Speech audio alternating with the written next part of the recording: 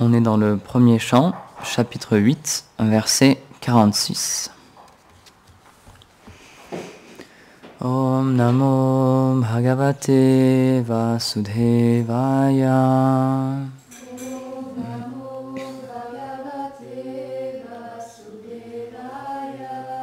Om Namo Bhagavate Vasudevaya.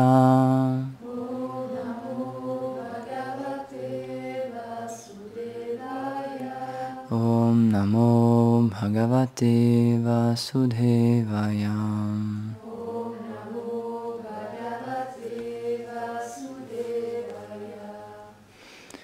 Vyasadhyar Ishvare Gyane Krishna Krishne Nadbhuta Karmana Prabodhito Pitihaser Nabudhyata Sucharpita. Traduction. Bien que Yudhishthir fût éclairé par Vyasa et par les autres sages, à travers les récits historiques et par le Seigneur lui-même, il ne put comprendre toutes ces instructions, parce que Krishna l'avait déconcerté, et il devint submergé par la douleur.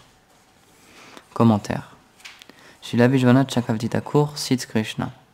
En restant plus longtemps, je vais rendre heureux mon dévot Bhishma.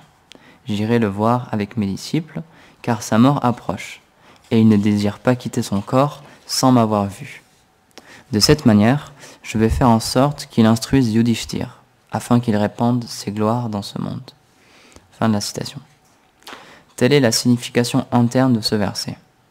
Le roi Yudhishthir sentait en lui une grande tristesse après l'issue de cette grande bataille de Kurukshetra qui fit 640 millions de morts en seulement 18 jours, et dont l'objectif était son intronisation.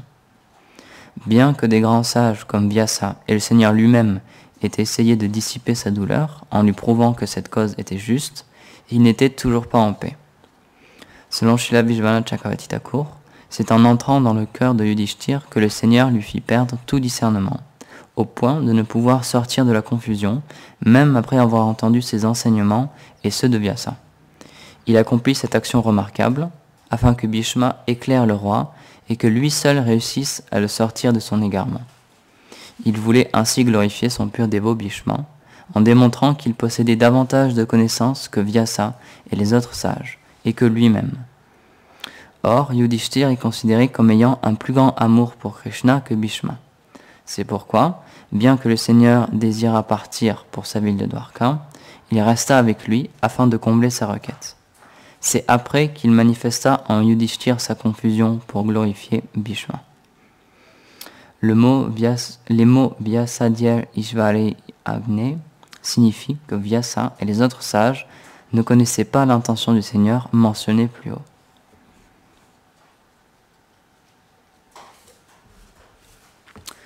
Om Agyanati Mirandasya Gyanam Jalam Shalakaya Chakshurumilitam Yena Tasmai Shri Gurave Namaha. Shri Chaitanya Manobhishtam Stapitam Jena Bhutale Svayam Rupam Kadamaryam Dadati Svapadam Tikam. E Krishna Karuna Sindhu Dinabandhu Jagatpate Gopesha Gopika Kanta Radha Kanta Namostute Tapta Kanchana Gaurangi Radhe Vrindavaneshwari Vrishabhanu Sutte Devi Pranamami Hari Priye. Jai Shri Krishna Chaitanya Prabhu Nityananda Shri Advaita Gadadhar Shivasari Gaura Bhakta Vrinda. Hare Krishna Krishna Krishna Hare Hare Hare Rama Rama Rama Hare Hare. Vanchakalpatarubhyascha Kripa Sindhubhya eva cha Patitanam Pavanebhyo Vaishnavebhyo Namo Namaha. Namo Vishnu Padaya Krishna Prishtaya Bhutale Srimate Bhaktivedanta Swamini Tinamine. Namaste Sarasvati Deve Gauravani Pracharine Nirvishesha Shunyavadi Paschatya Deshatarine.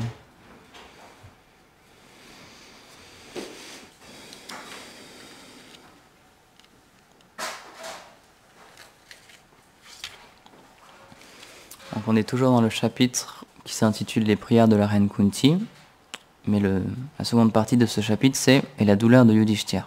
Donc là on rentre plutôt dans la deuxième partie, où on voit Yudhishthir qui est complètement désemparé. Et c'est quand même intéressant de noter que ça arrive très souvent, cette chose-là, que quand le Seigneur vient et quand il met en place ses divertissements, ses activités qui sont transcendantales, il amène avec lui ses associés pour qu'ils puissent jouer un rôle. Et très souvent, ils ne savent plus quoi faire et ils sont complètement perturbés. Donc là, on a Yudhishthir et vraiment, là pour le coup, vraiment pas longtemps avant, c'était la même chose avec Arjuna, mais avant le début de la bataille. Donc là, on est à la fin de la bataille, les Pandavas ont gagné, le camp des Pandavas a gagné.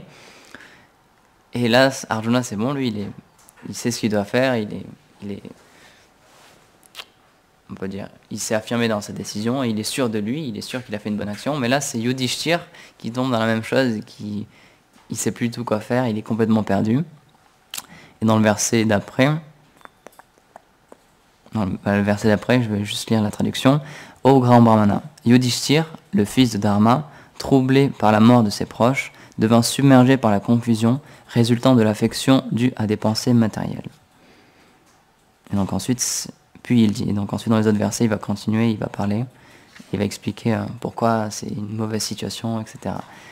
Donc encore une fois, c'est intéressant de voir qu'il passe par la même chose pratiquement que ce que Arjuna a vécu pas longtemps avant. Mais comme c'est expliqué dans le verset, c'est Krishna lui-même qui a instigé ce sentiment dans Yudhishthir. C'est lui-même qui l'a fait perdre cette raison-là et qui, même s'il était, par exemple, c'est expliqué qu'il a plus d'amour que Krishna que Bhishma et qu'il est très élevé spirituellement. Il a été, c'est comme c'est expliqué, Vyasadeva lui a parlé, lui a enseigné toute la science védique, Krishna lui-même l'a enseigné, et pourtant, à ce moment-là précisément, il perd toute raison, toute conscience, et il ne sait plus du tout quoi faire, et il est complètement perdu. Comme s'il n'avait plus aucune intelligence, en fait. Et donc c'est Krishna qui le met dans cette situation pour, entre autres, glorifier ses dévots. Pour que ce soit un de ses grands dévots, Bhishma, qui le sort de cette situation, et pour montrer le caractère de Bhishma et à quel point c'est un grand érudit et à quel point c'est un grand dévot aussi. Donc toutes les actions, c'est pour ça que les Vaishnavas expliquent que toutes les actions du Seigneur, elles visent à satisfaire ses dévots. Et en fait c'est réciproque. Toutes les actions des dévots visent à satisfaire le Seigneur. Donc c'est vraiment un échange réciproque entre les deux. Entre Dieu et ses purs dévots, c'est un même sentiment qui s'échange en fait. Et on peut le voir des deux côtés. On peut voir, donc là c'est Krishna qui met en place une certaine situation qui extérieurement peut sembler négative, mauvaise, puisque Yudhishthir est perdu, il ne sait plus quoi faire, et il n'est pas heureux, et au contraire, le chapitre s'appelle La douleur de Yudhishthir. Donc il se sent vraiment pas bien, mais pourtant tout ça c'est fait pour glorifier les dévots du Seigneur, et pour qu'ensuite il soit consolé, réconforté, etc. Donc chaque action du Seigneur, puisqu'il est amour par définition, c'est le Seigneur de l'amour, donc toutes ses actions, elles sont faites pour donner de l'amour.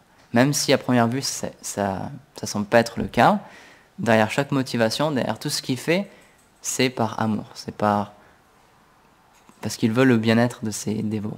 Il veut le bien-être de toutes les âmes, en fait.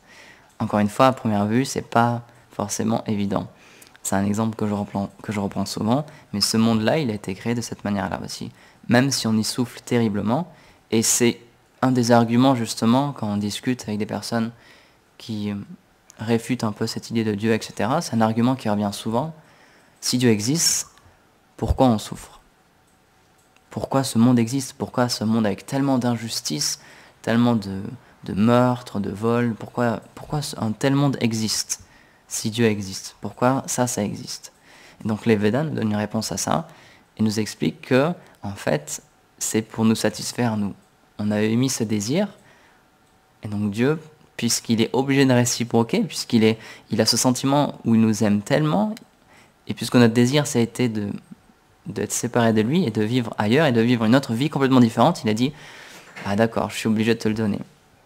Puisque c'est ton désir, je ne peux pas te forcer à faire autre chose, donc je te donne ce monde-là. Mais comme on le voit, c'est un monde qui n'est pas vraiment facile, où on souffre énormément. Donc, Krishna, il fait les deux choses. Il nous donne ce qu'on désire, mais puisqu'il sait que ça ne va pas nous satisfaire et qu'on ne va pas pouvoir trouver le bonheur comme ça, il nous donne le moyen de sortir de ce monde aussi.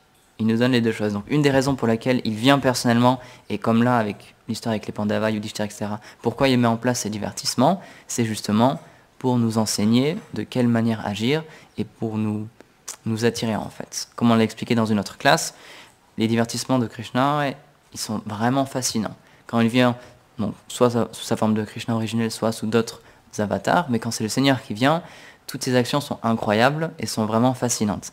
On parlait du Ramayana la dernière fois, et encore une fois, en Inde, c'est tout le monde, qu'ils soient croyants ou pas, qu'ils adorent le Seigneur, Krishna ou Ramachandra ou peu importe, tout le monde connaît le Ramayana et tout le monde apprécie ce récit-là.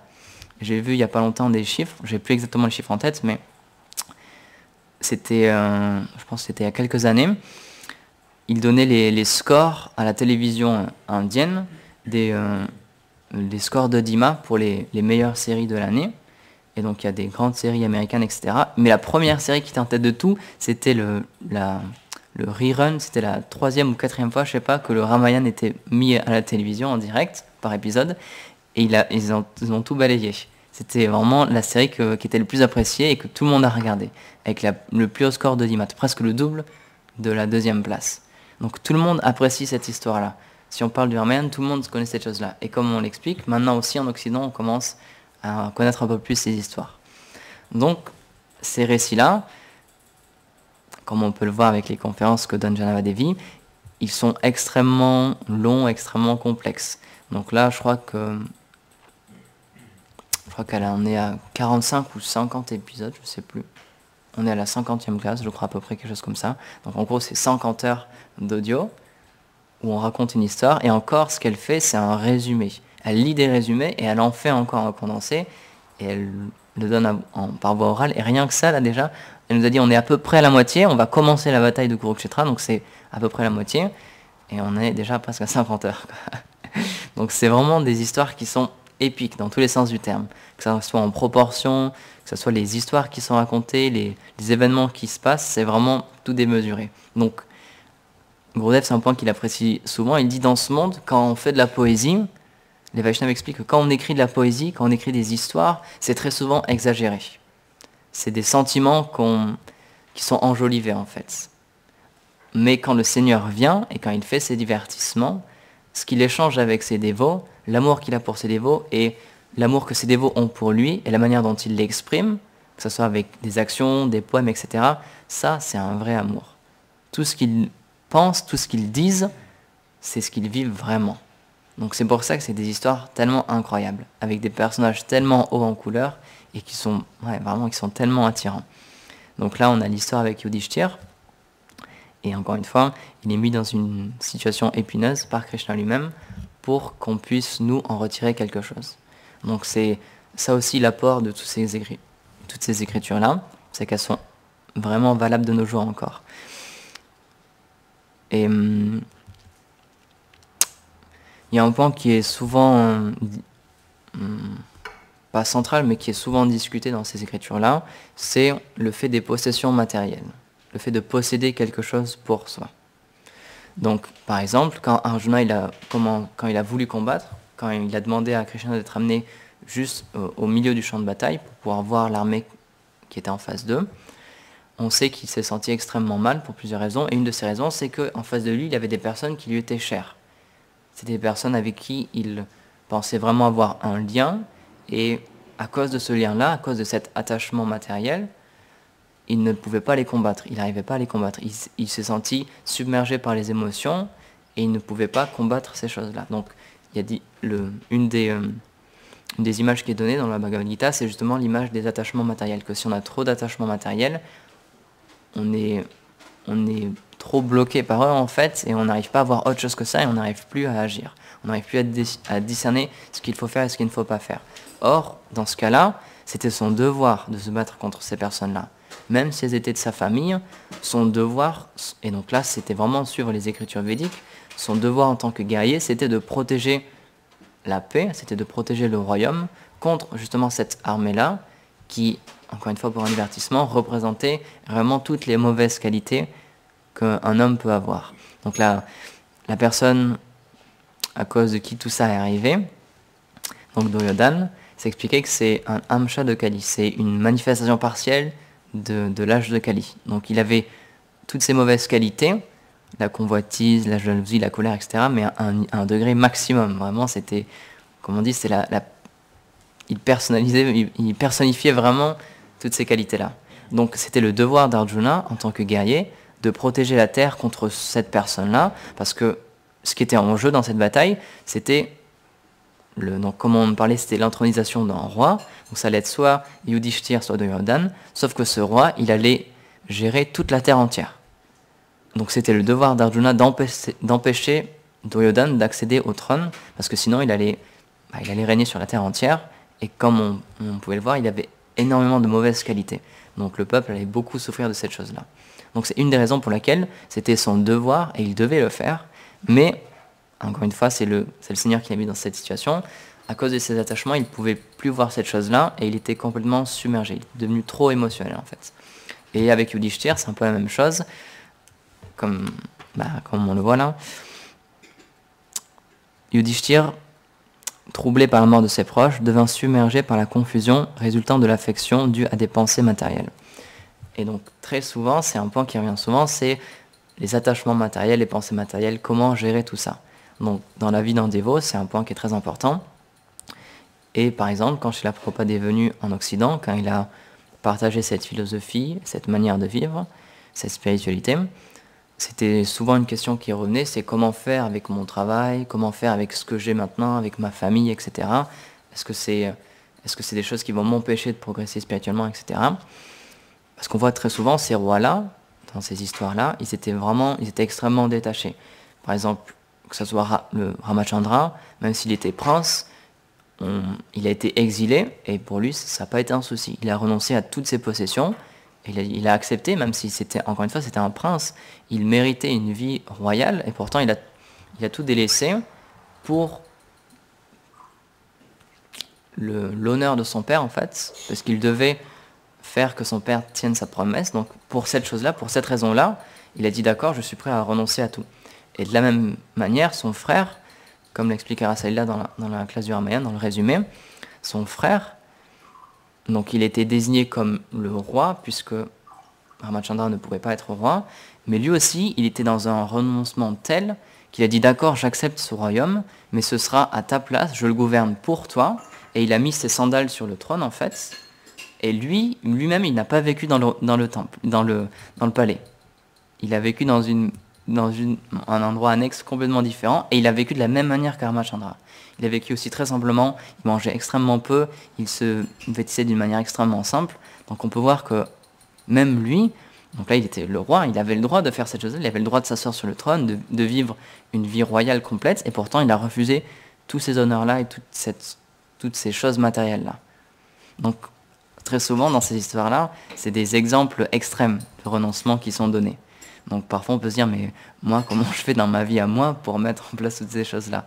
Encore une fois, puisque c'est des associés du Seigneur, ils montrent l'exemple le plus puissant qui existe, le plus fort qui existe. Donc il y a beaucoup de disciples de Srila Prabhupada qui avaient cette question pour lui, comment faire avec mon travail, etc. Et il y a un dévot qui avait partagé justement une lettre qu'un disciple avait écrite à Srila Prabhupada, et où il lui expliquait qu'il sentait que son travail c'était Maya, c'était l'illusion, et qu'il voulait tout délaisser, etc. Et donc Srila Prabhupada lui a répondu très simplement, il lui a dit Maya, donc l'illusion, donc Maya ça veut dire illusion, et c'est quand quelque chose est séparé de Krishna. Donc il dit si ton travail il est sans Krishna, sans conscience de Krishna, alors là oui c'est Maya. Mais tu peux tout engager, et tu peux faire cette chose-là pour servir Krishna et pour son plaisir, et pour maintenir ses dévots, par exemple, si tu as une famille. Et alors, si on fait cette chose-là, c'est plus du tout Maya. Ça devient Krishna. Et on peut voir Krishna, on peut réaliser Krishna à travers cette chose-là. Et donc, il expliquait dans sa réponse, la conscience de Krishna, c'est le fait de vraiment tout engager. On peut engager toutes ces choses-là. On peut tout engager pour le spirituel. Et donc, encore une fois, ces batailles-là, elles étaient menées pour une raison similaire en fait. Comme on pouvait le voir, il y avait deux camps qui s'affrontaient. Donc les Vaishnavas expliquent que ces deux camps, ils symbolisaient deux mentalités complètement différentes, une mentalité divine et une mentalité démoniaque. Donc certes, les personnes qui étaient dans le camp de Duryodhana, ils voulaient le pouvoir, mais juste pour jouir du pouvoir, justement. Ils voulaient le pouvoir pour bénéficier de plus de choses matérielles possibles. Leur désir, c'était vraiment ça. C'était un désir tellement puissant que quand il y a eu des pourparlers, et quand les Pandavas et même Krishna lui-même sont venus pour discuter, et quand ils ont proposé d'avoir un accord et de seulement régner sur quelques petits villages, et que le reste de la terre entière allait être entre les mains de Duryodhana, il avait tellement pas envie de ça, il avait une telle soif de pouvoir et de richesse qu'il n'a même pas accordé 5 petits villages. Il voulait vraiment tout contrôler, il voulait absolument tout contrôler. Donc ces qualités-là, malheureusement, le Mahabharata, il existe aussi pour ça, pour qu'on puisse voir ces qualités en nous, et pour qu'on puisse en être conscient, et pour qu'on puisse, en les écoutant, et en écoutant des récits où ces personnages, justement, elles sont défaites, pour que ces mêmes qualités disparaissent de notre cœur. Par exemple, c'est expliqué que donc, le Mahabharata, en l'occurrence, c'est un écrit quand même guerrier, assez sanglant, on va le voir, donc il y a la bataille bientôt qui va être racontée. Donc c'est vraiment un récit vaillant.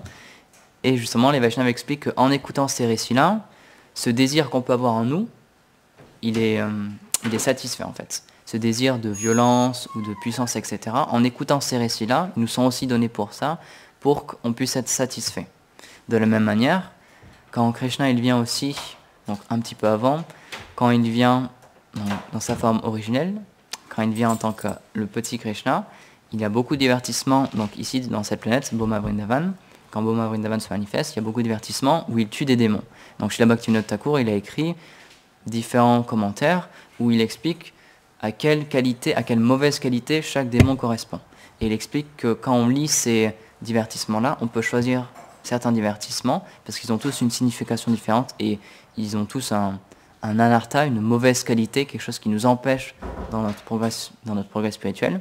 Chacun de ces démons, il personnifie une ou plusieurs de ces qualités. Et donc, en lisant ces divertissements-là, encore une fois, puisqu'ils sont spirituels, ils peuvent avoir un effet sur notre cœur et ils peuvent nous permettre de changer. Donc, c'est la même chose aussi avec le Mahabharata, avec la guerre de Kurukshetra. Donc, c'est pour ça que les Vaishnavas apprécient écouter ces écritures-là, même si, à première vue, oui, ça peut paraître violent, sanglant, etc. Mais puisque c'est des récits qui ont été donnés par le Seigneur lui-même, où il est lui-même présent et ses associés sont présents, on peut en retirer un bénéfice spirituel. Et donc, encore une fois, Srila Prabhupada, c'est ce qu'il a voulu donner aussi, et il a demandé à ses disciples de lire toutes ces écritures-là. Son désir, c'était vraiment de traduire le plus de livres possible, d'écrire le plus de livres possible, et il avait conscience qu'en lisant ces écritures-là, ses disciples allaient pouvoir progresser, et les personnes qui allaient recevoir ces livres-là allaient pouvoir progresser aussi. Donc, évidemment, il y a le livre de Krishna. Encore une fois, c'est un des premiers livres qu'il a écrit. Et c'est une compilation, justement, à partir du Bhagavatam, entre autres, où les divertissements de Krishna sont relatés pour qu'on puisse, petit à petit, progresser en lisant ces divertissements et en éliminant ces anarthas qu'il y a dans notre cœur. Donc, c'est d'expliquer que les anarthas, c'est des choses indésirables qui nous empêchent de progresser spirituellement. C'est des choses qui nous bloquent, en fait, dans notre vie de tous les jours, dans notre manière d'agir, dans notre manière de penser, et qui nous empêche de progresser spirituellement. Il y a aussi une autre chose, et c'est une des raisons pour laquelle, par exemple, traditionnellement, quand on prend une initiation, quand on prend la seconde initiation, ce qu'on appelle la seconde initiation, il y a un feu de sacrifice où, entre autres, on délaisse nos anarthas, en fait, on délaisse tous nos samskars, toutes nos mauvaises impressions, pour pouvoir continuer ce chemin spirituel, mais plus libre, sans toutes ces chaînes en fait, sans tous ces boulets, on peut dire, qui nous retiennent. Donc, et c'est pour ça justement que les brahmanas, donc les personnes qui reçoivent cette seconde initiation, en termes sanskrits, on les appelle les 2 fois nés. Donc c'est un terme très particulier et qui littéralement veut dire qu'ils naissent 2 fois. C'est comme une deuxième naissance. Donc les Vaishnavas expliquent que cette initiation-là, c'est le moment où on renaît complètement et tous les mauvais samskars, toutes les mauvaises choses qui nous empêchent de penser à une vie spirituelle et qui nous empêchent de vivre une vie spirituelle, ils sont retirés de nous. Donc c'est pour ça que il y a certains Vaishnavas qui expliquent que quand on prend cette initiation-là, quand on renaît de cette manière-là, il y a certains Vaishnavas qui ont cette expérience-là où ils ont du mal à se souvenir de leur passé. Et c'est quelque chose, même en se forçant, en essayant d'y repenser, puisque leurs samskars ont été détruits, puisque ces mauvaises impressions ont été détruites, pour eux, physiquement, mentalement, c'est difficile de repenser à leur passé. Et encore une fois, c'est normal et c'est fait pour ça. C'est fait pour que justement on puisse vivre une vie spirituelle sans étant encombré par toutes ces mauvaises pensées et tous ces mauvais mécanismes qu'il y a en nous, toutes ces mauvaises façons d'agir, tous ces mauvais réflexes. Et donc c'est pour ça aussi que tous les jours on doit lire le Srimad Bhagavatam, écouter les classes du Srimad Bhagavatam, chanter les saints noms, etc. C'est pour que de plus en plus on se nettoie de toutes ces mauvaises impressions. Encore une fois, c'est extrêmement simple. La vie spirituelle, ce qu'on nous entend à obtenir dans notre vie en tant que Gaudiya Vaishnava spécifiquement, c'est un sentiment d'amour spontané envers le Seigneur. Et les Vaishnavas nous expliquent, le Srimad Bhagavatam nous explique, les Védas nous expliquent que ce sentiment-là, il est inné dans notre âme, on est fait pour ça, c'est une qualité inhérente de l'âme, comme l'explique Maharaj souvent, la qualité inhérente de l'âme, c'est de prendre refuge dans le Seigneur. Donc c'est un mécanisme naturel, spontané, sauf qu'on l'a tellement recouvert de mauvaises impressions, de mauvais agissements, de mauvaises pensées, de mauvais mécanismes, que justement ce réflexe-là, il ne peut pas se mettre en place et il ne peut pas agir. Mais tout ce qu'il attend, c'est juste d'être révélé. Donc il est juste recouvert. Donc toutes ces choses-là, l'association avec les Vaishnavas, le fait d'écouter des conférences, de lire sur le Seigneur, de lire à propos de ses divertissements avec ses dévots, comme l'histoire avec Yudhishthir, de chanter les saints noms, etc., ça a pour but, entre autres, de justement nettoyer toutes ces couches-là. Parce que ce qui nous empêche en ce moment de voir le Seigneur, d'avoir une pleine relation avec lui, c'est toutes ces couches-là. Comme c'est expliqué dans le Shikshastakam de Mahaprabhu, c'est le chant du serment, c'est comme le fait de nettoyer le miroir du cœur. Donc notre cœur, c'est un miroir par définition, il est pur et il est clair, sauf qu'en ce moment, il est recouvert par de la poussière, par encore une fois, des samskars, des mauvais agissements, des mauvaises manière d'agir et de penser, et c'est ces choses-là qui nous empêchent de progresser. Donc, comme on l'expliquait entre autres, la seconde initiation, ça permet cette chose-là. Ça permet vraiment de se délester énormément de ce qu'on a accumulé dans notre corps subtil, et même si donc une partie du karma qui est manifestée comme le corps grossier, il reste là, parce que le corps qu'on a avec ses problèmes, etc., c'est une manifestation aussi de notre karma, donc ça reste bien là, mais à un niveau plus subtil, il y a beaucoup de choses qui disparaissent à la seconde initiation. Et donc ensuite, c'est notre devoir de tous les jours de continuer ce travail de purification avec toute cette pratique spirituelle, avec cette sadhana, pour que ça soit de plus en plus facile pour l'âme d'exprimer son sentiment éternel. Comme l'expliquait Gurudev dans sa classe, c'est ça le but aussi, c'est que l'âme exprime son identité éternelle. Et c'est juste qu'on l'a oublié, qu'elle est trop recouverte en ce moment, mais elle est là, elle est déjà là dans notre cœur. Et personne ne pourra nous l'enlever. Rien ne pourra nous l'enlever. C'est juste qu'on l'a oublié, qu'elle est trop recouverte. Donc, par exemple, Srila Bhaktisiddhanta, il expliquait que le chant des saints noms, il est incomplet s'il n'y a pas le harikatha, s'il n'y a pas l'écoute et le fait de parler sur le Seigneur suprême, sur ses divertissements, les écritures saintes, etc. Donc il dit c'est vraiment une combinaison des deux. Et donc il expliquait que peu importe le lieu où une classe est donnée, une conférence, le harikatha est donné, où on parle du Seigneur, alors cet endroit devient un lieu saint. Et c'est de ces endroits-là qu'il faut prendre refuge. Et justement, un autre Vaishnava expliquait que justement, donc, tous les endroits où il y a des conférences qui sont données, ça devient spirituel, ça devient purifié, et il faut prendre refuge de ces endroits-là. C'est comme une bulle, en fait, dans le monde matériel, où on peut justement progresser spirituellement, où on peut se détacher de tout ce qui nous empêche de progresser. Il expliquait que si on ne va pas dans ces endroits-là où le Harikatha est donné, où les discours sur les seigneurs sont donnés, le reste du monde matériel, il est tellement dur envers nous qu'il va nous empêcher de progresser spirituellement. Il y a tout qui nous est donné pour ne pas progresser.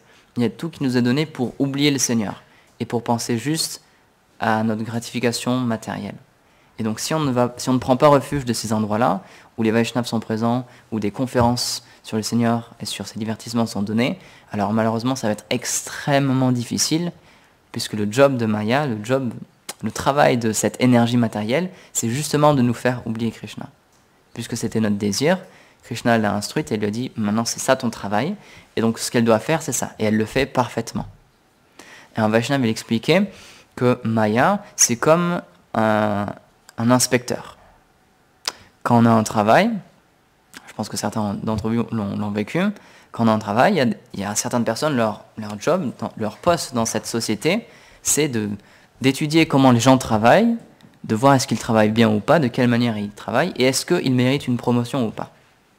Et en fait, ce Vaishnava, il expliquait que Maya, son job, c'est ça, son travail, c'est ça. Elle doit étudier notre comportement, et si on a le désir de progresser, si on dit « je veux progresser spirituellement, je veux atteindre la réalisation de Krishna », c'est comme si on demandait une promotion, et donc elle va venir nous tester, elle va venir voir est-ce qu'on désire vraiment cette chose-là ou pas, à quel point notre désir est fort ou pas. Et est-ce que si en mettant un tout petit peu de difficulté, est-ce qu'on lâche prise ou pas? Ça marche exactement de la même manière. Donc c'est pour ça qu'il ne faut pas lui en vouloir aussi, c'est son travail. Elle est là pour ça, elle a été mise en pouvoir par le Seigneur pour ça, et elle fait juste son travail. Elle essaie juste de tester est-ce qu'on est sincère ou pas. Et donc, si on n'est pas sincère, il ne faut pas lui en vouloir, parce que c'est de notre faute aussi. Donc c'est pour ça qu'il faut vraiment prendre conscience que si on, comme l'explique Gurudev, si on voit Krishna ou pas maintenant, ça ne tient qu'à nous en fait. C'est juste notre désir personnel. Si on n'a pas un désir assez fort, alors là oui, Maya va venir nous chercher et on va tomber. Et là on va être pris par Maya. Mais c'est juste parce qu'on n'est pas assez fort en fait. C'est pas de sa faute, c'est pas qu'elle est trop forte pour nous, c'est juste qu'on n'en a pas le désir. C'est juste qu'on n'a pas un désir assez fort. Notre volonté de progresser et de ne pas tomber dans les mains de Maya n'est pas assez fort. Donc dès qu'on a une petite faiblesse, dès qu'on a un petit peu de difficulté, on laisse tomber. Et donc là, Maya vient nous reprendre. Donc ça, encore une fois, c'est juste dû à notre désir, rien de plus. Si à chaque fois si on n'a pas de détermination, alors c'est sûr que n'importe quoi nous fera dévier. Et même matériellement, c'est quelque chose que tout le monde peut comprendre. Une des choses qui est le plus nécessaire en sport, justement, c'est cette détermination. Peu importe à quel point c'est difficile de se lever le matin, de suivre une diète, etc., de suivre ses entraînements, etc., tous les sportifs vous le diront, c'est un travail de mental en fait. Et le travail le plus dur, c'est ce qu'il y a dans le mental. Même les boxeurs, c'est quelque chose qu'ils connaissent très bien. Ils savent très bien que c'est au niveau du mental que se joue un combat aussi. Et que s'ils n'ont pas ce désir fort de gagner, s'ils n'ont pas cette détermination, alors très vite, ça va être très difficile de progresser. Et ça va être très difficile d'arriver quelque part. Donc notre vie spirituelle, encore une fois, c'est un exemple que je prends souvent, mais c'est comme un sportif de haut niveau. On a notre objectif à atteindre, et toutes nos actions dans la journée, on doit les peser, on doit voir est-ce que ça va m'aider à progresser ou pas? Est-ce que ça va me permettre de m'entraîner plus fort, d'une meilleure manière, d'avoir de meilleurs résultats spirituellement ou pas? Et à partir de là, on peut se rier et on peut voir est-ce que j'essaie vraiment de tout mon cœur de progresser ou est-ce qu'il y a des choses que je devrais changer quand même? Peut-être que ça, en fait, en l'étudiant bien, c'est pas nécessaire pour ma vie spirituelle. Donc, le Srimad Bhagavatam nous enseigne ces choses-là aussi avec des personnes, encore une fois, c'était leur métier, c'était des guerriers. Dans la société, c'était leur devoir de protéger la population. Et pourtant, même eux, le Seigneur les a mis dans une telle situation où ils n'arrivaient plus à faire ce qu'ils devaient faire, où ils perdaient confiance, où ils perdaient la foi. Et encore une fois, ces exemples-là nous sont donnés pour qu'on puisse s'identifier. Nous aussi, on est dans la même situation. Cette vie-là, c'est un champ de bataille. Tous les jours, il faut se battre.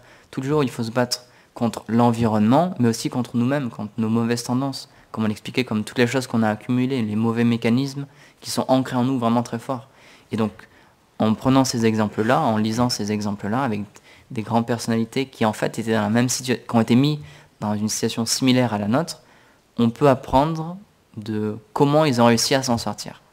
De quelle manière ils ont réussi à dépasser justement leurs blocages et leurs problèmes.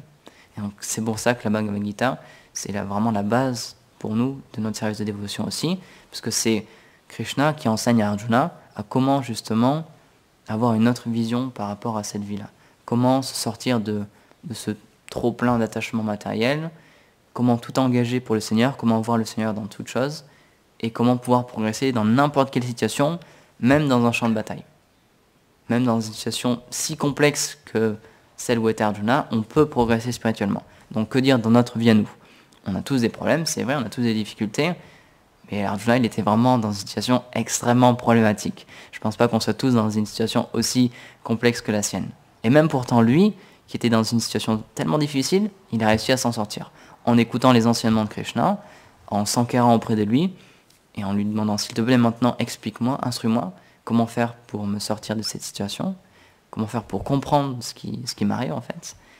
Et Krishna lui a donné la réponse et en écoutant il a été satisfait, il a pu retrouver sa foi, il a pu retrouver son désir de vivre, de combattre, parce qu'il était prêt à presque laisser sa vie en fait. Et grâce à ces enseignements, encore une fois, il a réussi à trouver comment faire. Et Yudhishthir, ça va être un petit peu pareil aussi après, entre autres comme c'est l'expliqué avec Bhishma. Donc, encore une fois, ces écritures-là, c'est pas juste des histoires comme ça, c'est pas des fables, ni quoi que ce soit, c'est vraiment des enseignements très pratiques, comme l'expliquait Prabhupada, la conscience de Krishna, c'est pas une utopie, c'est pas juste une spéculation mentale, c'est pas juste quelque chose qui se passe dans la tête, c'est extrêmement pratique, c'est très terre à terre. Et grâce à ces histoires-là, justement, même si c'est sous la forme d'histoire, en les lisant et en les étudiant, et en essayant de comprendre pourquoi elles sont dites de cette manière, et donc là, comme dans notre cas, en lisant des commentaires de personnes qui nous expliquent plus en détail comment ça marche et pourquoi ces choses-là arrivent. Donc là, par exemple, on a les commentaires de chez la Vishwanath Chakravarti Thakur qui nous explique, qui nous donne une explication en fait, et nous dit qu'est-ce que ce verset, quelle est la réelle signification de ce verset, qu'est-ce que le Seigneur a voulu faire dans ce verset exactement, qu'est-ce qu'il a voulu dire. Et en écoutant ces personnes-là, alors nous, dans notre vie de tous les jours, on aura des outils pour pouvoir progresser spirituellement dans peu importe la situation. Peu importe ce qui nous arrive, on pourra trouver une manière d'y répondre et de garder notre foi spirituelle et de pouvoir continuer à progresser. Donc voilà, est-ce qu'il y a des questions, des remarques? Oui, Gokulananda. Vas-y.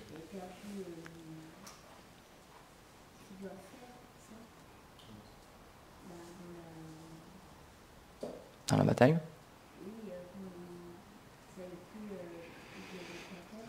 Arjuna. C'est vrai. C'est intéressant, c'est vrai, parce que c'est un exemple que je reprends souvent, mais que j'ai apprécié beaucoup. C'est un Vaishnava dans un commentaire, justement, il explique que dans les premiers versets, quand on explique comment se sent Arjuna, donc il y a une description physique de Arjuna qui est donnée.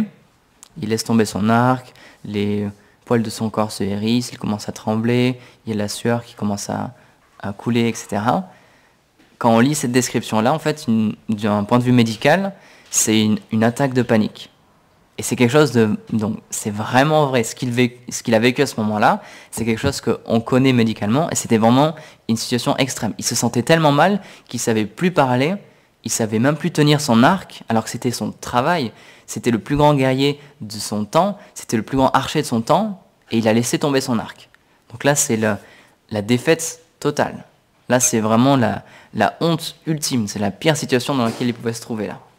Donc oui, c'est intéressant. Physiquement même, il savait plus quoi faire. Il n'arrivait plus à réfléchir, il n'arrivait plus à penser, il se souvenait plus de rien. Et ouais, physiquement, son corps, il était extrêmement tendu, il était prêt à lâcher. Il était vraiment dans une très très mauvaise situation. Ouais. Et donc, encore une fois, ces exemples-là, ils sont vraiment extrêmes, mais c'est pour nous montrer que même une personne qui est dans cette situation-là, elle peut s'en sortir. Parce que peu de temps après, quand Krishna a fini de lui parler, il reprend sa conscience, il reprend son arc, il se rassoit, il est calme, il sait exactement ce qu'il va faire, il a une grande foi, une grande détermination, il a dit maintenant c'est bon, on peut combattre. Et ça s'est passé en pas longtemps, donc c'est un changement de cœur total, la Bhagavad Gita. C'est vraiment un exemple d'une personne qui est vraiment au fond du fond, qui est vraiment physiquement, mentalement, qui ne peut plus rien faire, qui ne peut plus décider complètement, qui est complètement perdu, et peu de temps après, juste en écoutant les enseignements de Krishna, il est sûr de lui et il change complètement d'attitude et il sait exactement ce qu'il doit faire. Donc on peut vivre cette chose-là aussi, justement, en lisant la Bhagavad Gita, le Bhagavatam et toutes les histoires qui y sont racontées. Merci beaucoup pour ton commentaire. Jai Shrimad Bhagavatam ki jai, Srila Prabhupada ki jai, Nitai Gaur Premanande Hari.